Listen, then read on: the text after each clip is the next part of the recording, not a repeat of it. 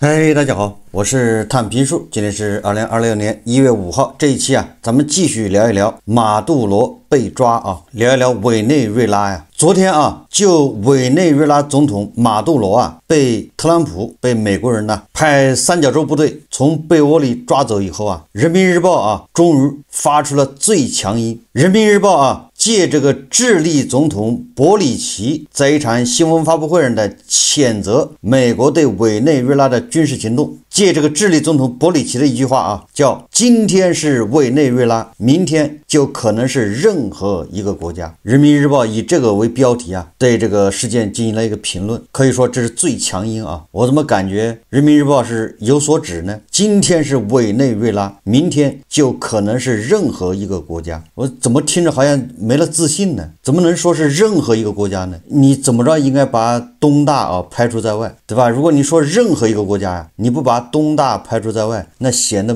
不自信那就也包含東大呀。所以我聽了之後我覺得不是個味兒這是低級紅高級黑。當地時間1月30號1月3日凌晨2點左右，美軍憑借我們擁有的某種專業技術切斷了加拉加斯部分地區的部分電力。凌晨2點整，美軍開始空襲壓制加拉加斯南部包括軍營在內的至少10處關鍵目標。與此同時從哥倫比亞秘密基地出發的美軍直升機編隊飛往馬杜羅住所，途中遭到火力攻擊，美軍直升機隨即以壓倒性的力量進行了還擊。這個在很多視頻中可以看到美軍直升機猛烈開火，說這次火力攻擊導致美軍一架直升機被擊傷。有美國官員稱說行動中有6名美軍士兵受傷，很有可能就是這次就是那個直升機遭到了這個輕火力的攻擊。據說那個直升機上面還有彈眼彈孔。5分鐘以後搭乘4架黑鷹和2架小鳥的美國這三角洲部隊直接在委內瑞拉總統府邸的後花園監控盲區着陸，疑似與保護馬杜羅的古巴人發生了交火，很快將其擊潰。凌晨2點08分，美軍特種部隊分成2組，1隊6人負責外圍警戒，另一組18人在軍官帶領下突入馬杜羅臥室，並最終完成抓捕。這個晚上都各種視頻都已經出來了這個三角洲部隊的这個4個士兵在馬杜羅床前合影。在這個過程說沒有發生交火，無人受傷，隨後帶人離開。從這個凌晨1點50分開始的斷電、電磁壓制和網絡攻擊，到2點17分，馬杜羅夫婦登上美軍的飛機，整個過程27分鐘，乾淨利索，沒有任何拖泥帶水。這個事情過去2天了現在的這個新聞報道細節是越來越多，這個消息也相互驗證。也就是說三角洲部隊在馬杜羅這個總統府外是發生了交火1月4號，委內瑞拉國防部長叫什麼帕德里諾·洛佩斯在電視講話中表示，委內瑞拉總統馬杜羅的大部分安保團隊成員在美軍侵略行動中不幸喪生。也就是說就是馬杜羅的安保團隊被團滅，就這意思。洛佩斯並未透露具體的傷亡數字，堅決譴責這一懦弱的綁架行為。那到底被擊斃多少這個馬杜羅的衛隊呢？根據古巴媒體的報道說古巴現在是全國哀悼什麼呢？古巴32人與美軍交戰犧牲，據悉這些人員是因與美國直接交戰或遭轟炸喪生。報道指出，這些古巴人是應委內瑞拉政府請求，代表古巴革命武裝力量及內政部赴委內瑞拉，其身份核實後，古巴革命領袖卡洛斯、古共中央第一書記、國家主席迪亞斯·卡內爾向陣亡人員家屬表達了深切慰問與支持。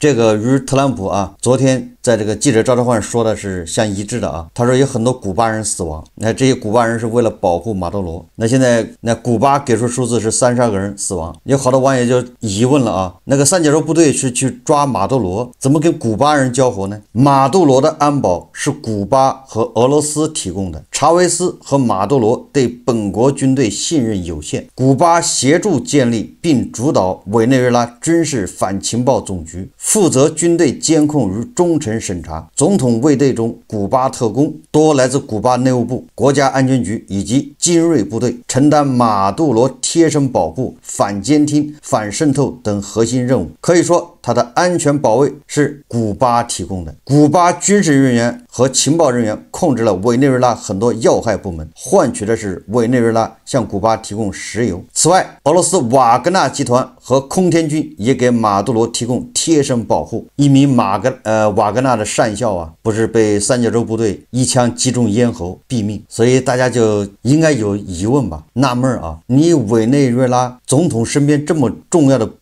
比如保鏢、衛隊、情報人員、反間諜、反偵察這種各種要害部位，怎麼全是古巴人呢？他就那麼不相信自己的老百姓嗎？這個是对吧？这个叫什麼？叫主動邀請古巴和俄羅斯來干涉內政呢？一個國家的總統，他居然不相信自己國家的人，對吧？相信外國人，從外國請僱傭兵。所以，如果基本盤啊要了解了這麼多信息之後，對吧？他應該對這個特朗普啊把馬杜羅給抓走，應該是拍手稱快呀。按照基本盤的理解說法的那個邏輯啊，那馬杜羅就是古巴人的傀儡，或者是俄羅斯人的傀儡，他根本就不代表委內瑞拉人民。這個特朗普說啊，獨裁者的忠誠只值$1。特朗普向記者證實啊，他說針對委內瑞拉總統尼古拉斯·馬杜羅的秘密抓捕行動取得完美成功，並罕見的公開表彰了一位關鍵人物——前俄羅斯軍事顧問維亞切斯拉夫·巴蘭尼科夫。特朗普說啊，這個巴蘭尼科夫啊，是此次行動意想不到卻至關重要的英雄。根據特朗普的說法，這個巴蘭尼科夫啊，原為俄羅斯派駐委內瑞拉的高級軍事顧問團成員，軍銜為上校，主要負責委內瑞拉蘇30機隊以及防空系統的協調工作。然而，因對莫斯科軍事政策以及高層腐敗長期深感失望與憤怒。也就是這個啊，俄羅斯派駐在委內瑞拉的這個叫巴蘭尼科夫啊，他是對普京這個軍事政策以及俄羅斯高層的腐敗深感失望與憤怒，所以巴蘭尼科夫在數月前主動通過加密渠道與美方情報機構取得聯繫。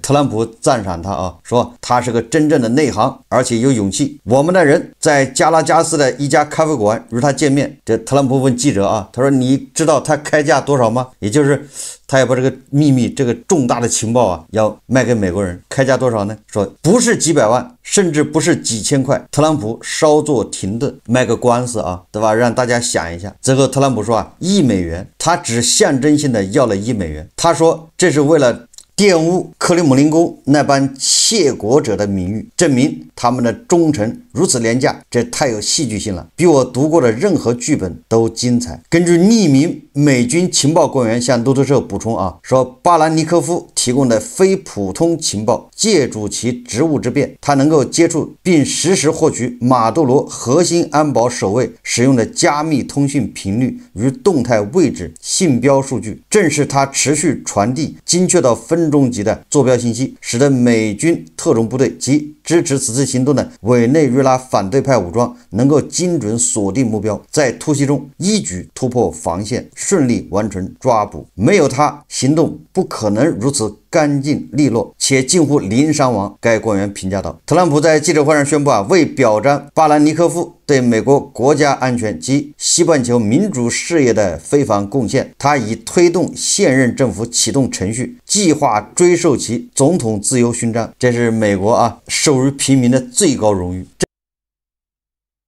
這個故事的可信度有多少呢？不太好說啊，因為特朗普這個人大嘴巴，我們只能將信將疑吧。這個確實打臉啊，獨裁者的忠誠只值$1。但是啊，我還是那句話啊，這個委內瑞拉啊，在胡一靜老師看來這麼不堪一擊，還是有其根本原因的，對吧？這些都是表象。你說一個國家的總統不相信自己國家的人民，你這個離心離德到了何種地步了？特朗普抓了馬杜羅以後啊，這個歐洲很多國家領導人也紛紛啊表態。你比如說這個法國總統馬克龍，他說委內瑞拉人民今日擺脫了尼古拉斯·馬杜羅的專制統治，理應為這一轉變感到欣慰。馬杜羅通過奪取政權並踐踏基本自由，對其國民的尊嚴造成了嚴重損害。未來的過渡進程必須是和平、民主且尊重委內瑞拉人民意願。我們希望2024年當選的總統烏魯蒂亞能夠盡快確保這一過渡實現。也就是馬克龍他不承認馬杜羅是委内瑞拉總統，而且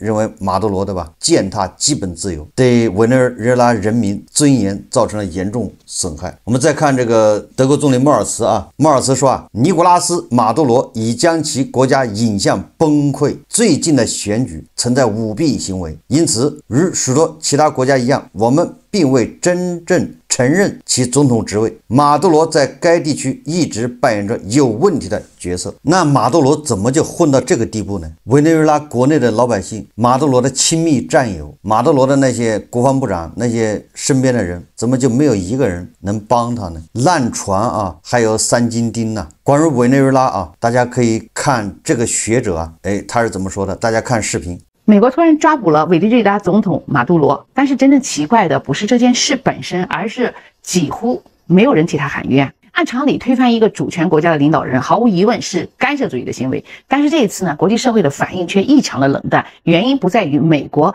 做的有多正當，而在於馬杜羅這個政權早已經把被同情、被辯護的資格消耗光了。如果你真正去看一看委內瑞拉過去10幾年的變化，你就會發現，削弱馬杜羅正當性的並不是外部的干涉，而是他在沒有大規模戰爭、沒有毀滅性天災的前提下，卻硬生生的製造出一場人道主義的災難。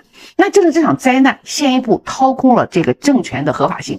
當然了，這個鍋也不能全由馬杜羅背，他只是在前任查維斯早已埋下的那一條錯誤的路徑上走到了崩塌的終點。委內瑞拉原本並不是一個窮國，恰恰相反，它擁有全球最大規模的已經探明的石油儲量，比沙特阿拉伯多，比俄羅斯多。幾十年前，這裡可以說是富得流油，人均 GDP 曾經名列世界的第4。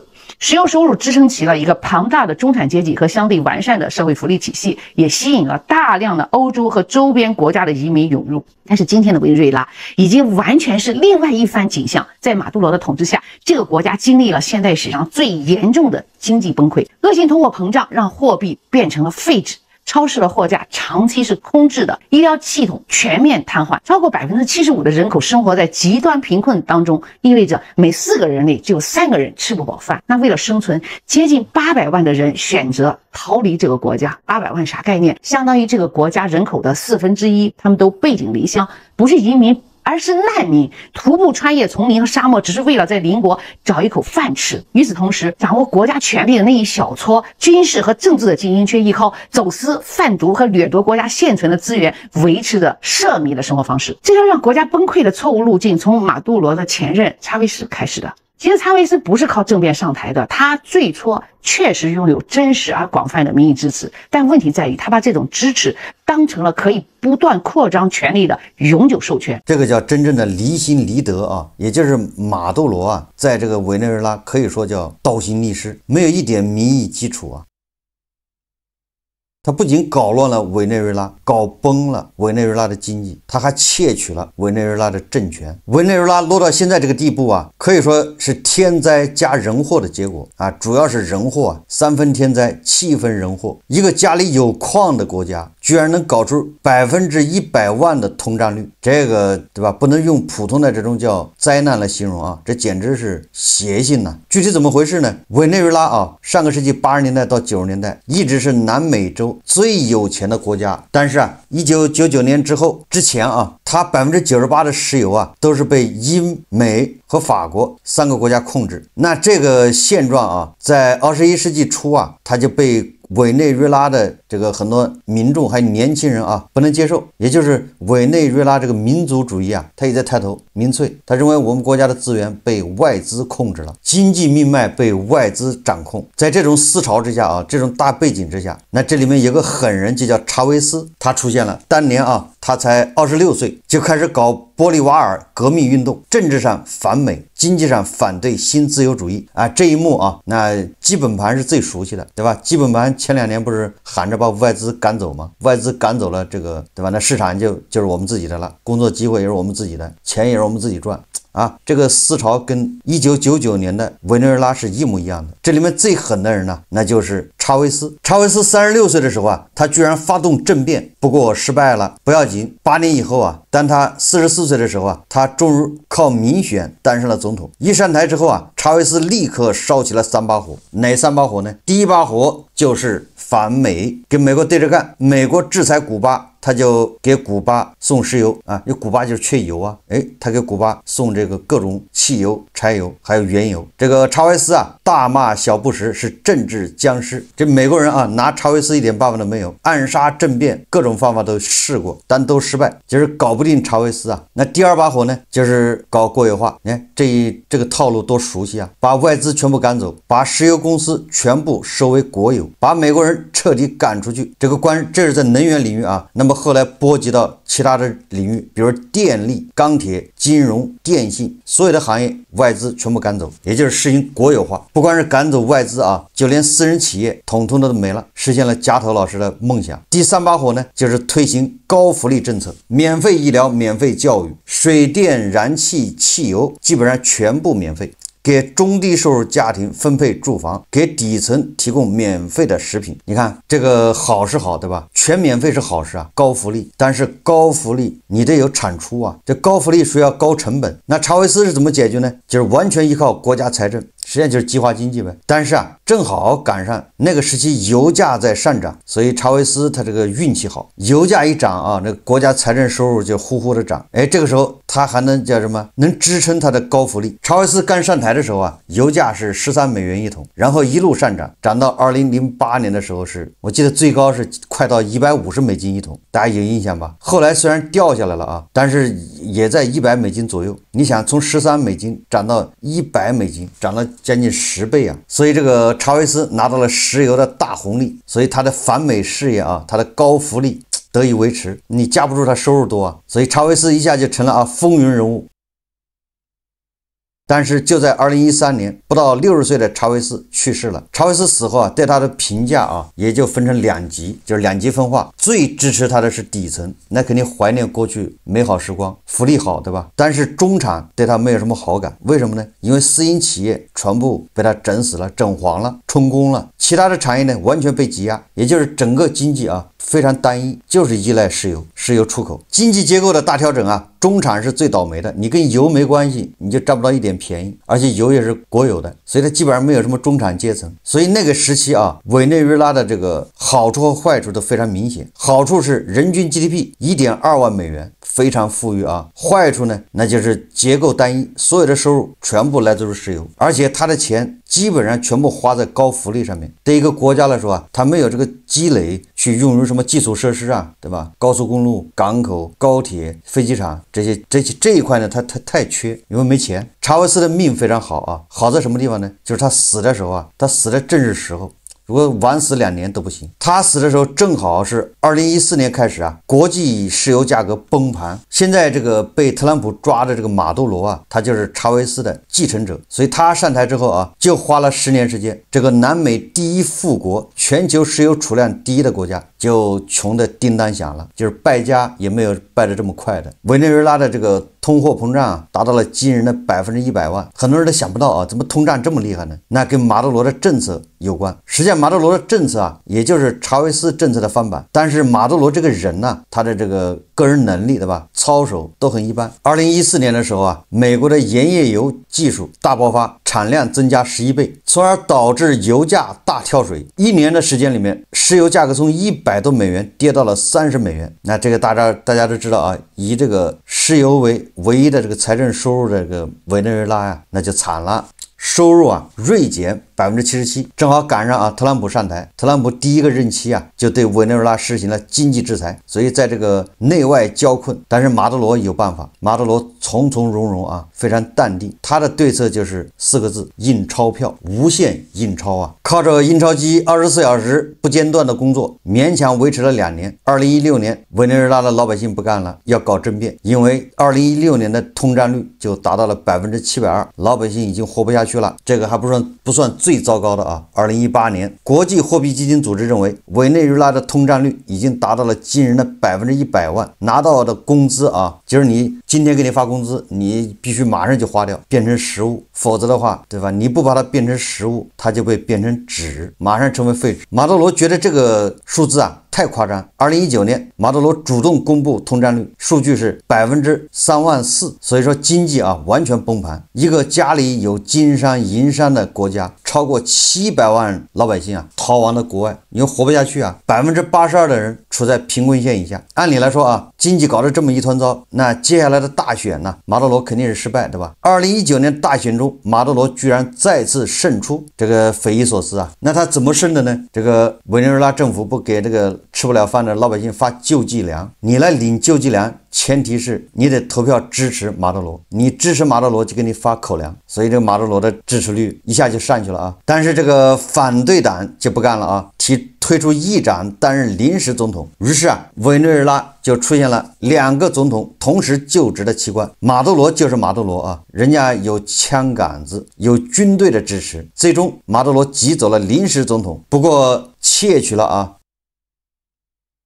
這個委內瑞拉權力的馬杜羅啊，在經濟上毫無作為，始終沒有什麼起色。為什麼呢？這個實際上大家都知道啊，他全部國有化了，計劃經濟。你說國企的效率，大家都心裡有數，对吧？把景點呢，把風景圈一道圍牆，收費他都能收虧本，對吧？高速公路上收過路費，他也能收虧損。石油壟斷，他還是虧損，對吧？這就是國企的神奇之處嘛。委內瑞拉也一樣啊，這體現在什麼地方呢？1998年，委內瑞拉日產原油350萬桶，到了2024年，委內瑞拉日產石油只有100萬桶。你看看，這叫土罐裡養烏龜啊，越養越縮啊。面額100萬的鈔票也印出來了，這個100萬的鈔票呢，相當於人民幣1分5。貨幣改革之後啊，通脹率倒是下來了，但是現在啊，通脹還達到270%，連老百姓的日子根本就沒得過。但是就在去年啊，2024年，馬杜羅又一次贏得了大選，這個就匪夷所思了，對吧？2次競選啊，他居然都能獲勝。特朗普的第一個任期啊，就派出過暗殺小隊，懸賞額達到了1500萬美元。等到拜登上台以後啊，拜登呢想招安馬杜羅，後來發現被耍了，就把懸賞這個金額增加到2500萬美元。那特朗普現在啊抓這個馬杜羅，他一個最主要的理由啊，就是馬杜羅販毒，對吧？向美國運毒，馬杜羅跟販毒團夥勾結，用國有石油公司洗錢，讓軍隊協助運毒，把懸賞金額增加到5000萬美元。對於特朗普的這個指控啊，馬杜羅矢口否認，對吧？堅決否認。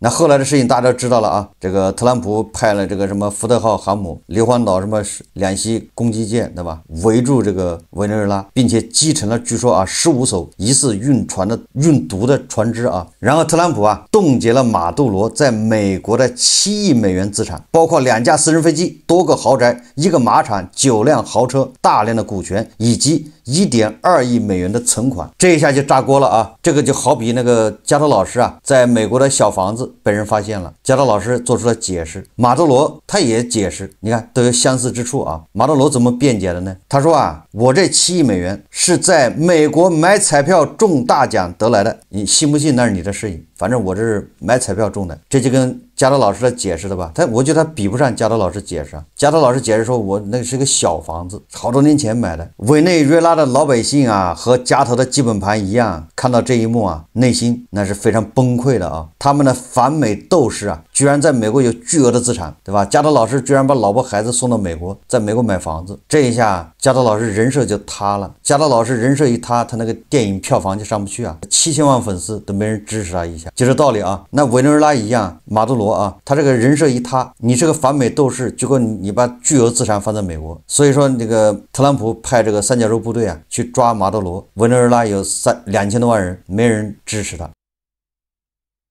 就像沒人支持加特老師那個電影一樣，是吧？一個人19塊錢又不貴，至於加特老師那個門票還不到100萬嗎？而且那個100萬的好多是他自己請客的啊，看電影送一碗面，对吧？先大家去吃面，招呼把好幾個小面馆都撐爆了啊！完了吃完面就看電影，免費，這樣票房才刷到100萬。你看，這是雖然啊這兩個風牛馬不相及，但是你看道理是一樣的，邏輯是一樣的。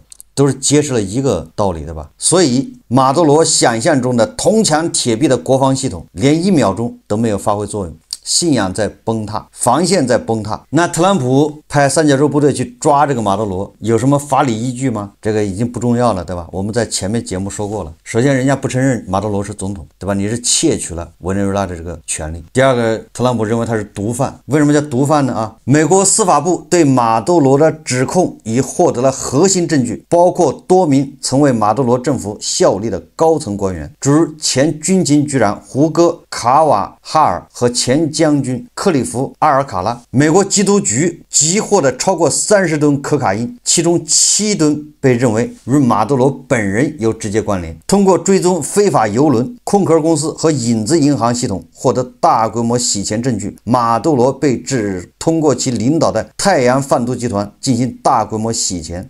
涉案金額已經不能用億來計算，而是用卡車。美國紐約南區聯邦地區法院網站4日發布的通知說，被美國強行控制的委內瑞拉總統馬杜羅將於美國東部時間5日12時，也就是北京时间就是明天出庭。庭審由法官阿尔文·赫勒斯坦主持。不知道这个庭審會不會現場直播啊，或者是有視頻放出來。希望再看到這個馬杜羅慷慨激昂的那種，對吧？為自己辯護，大聲斥責這個特朗普。那現在呢，委內瑞拉國內目前還相對比較平靜，因為我看是各方勢力都達成了一個一致就是暫時由這個委內瑞拉的副總統來出面先穩住局勢，後面再進行什麼選舉。委內瑞拉反對派領袖馬查多，也就是那個獲得諾貝爾和平獎的那位，他對馬杜羅被捕表示歡迎，並呼籲承認烏魯迪亞為委內瑞拉總統。他還呼籲委內瑞拉軍隊承認烏魯迪亞為最高統帥。根據這個委內瑞拉的憲法在目前的情況下，由副總統羅德里格茲成為委內瑞拉總統，並必須在30天內組織新的全國大選，選出委內瑞拉新總統。總之我們祝福委內瑞拉人民吧，對吧？終於有盼頭了，祝福委內瑞拉人民能把握這個機會委內瑞拉最高法院裁定，由副總統羅德里格斯代行臨時總統職責。不過這個特朗普抓了這個馬杜羅以後國內有很多大 V 正能量，國師可以說是這個叫氣急敗壞有一個叫李毅的網上流傳一段這個李毅狂扇自己耳光的這個視頻，然後說他想去死，覺得自己活着丟人也不容易扇自己耳光，說自己想去死，這個比胡錫進老師還是要進步一點，也好歹知道廉恥還有很多基本盤，很多正能量，還在為馬杜羅叫屈，還嫌委內瑞拉人民不夠慘。好，這期節目我們就聊到這裡，感謝大家收看。如果喜歡我的節目，歡迎訂閱轉發，也可以在下方留言評論。謝謝大家。